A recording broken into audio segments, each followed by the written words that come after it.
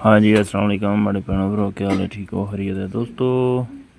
आज नहीं अपडेट तुसें ड्रोन की फुटेज दसने ए तुसें बखूबी चेक कर सकने हो। बिल्कुल इस्लामगढ़ साइड तो जा रहे हैं, मीरपुर साइड।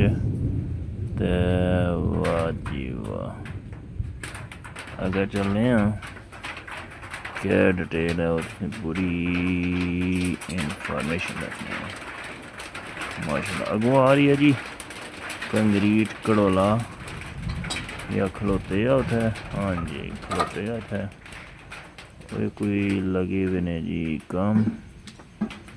माशाल्लाह जी, क्या बात है, वाह जी वाह। चलो जी अल्लाह खैर करसी। बाकी है सीन देखो जी, कंक्रीट जारी है। वाह जी वाह, वाह जी वाह, माशाल्लाह जी। तकी सकने असां ये बिल्कुल इस्लामगढ़ साइड है या बिल्कुल साइड है। चलो जिधर भी है कम लगे हुए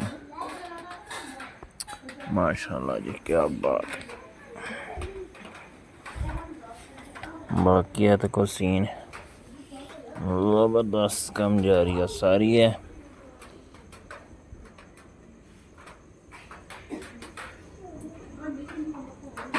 रोटी ना टाइम है, रोटी शोटी खाए हुए रेस्ट है इस टाइम। केमिकल सटे जाने तो केमिकल पर बने जाने कंक्रीट।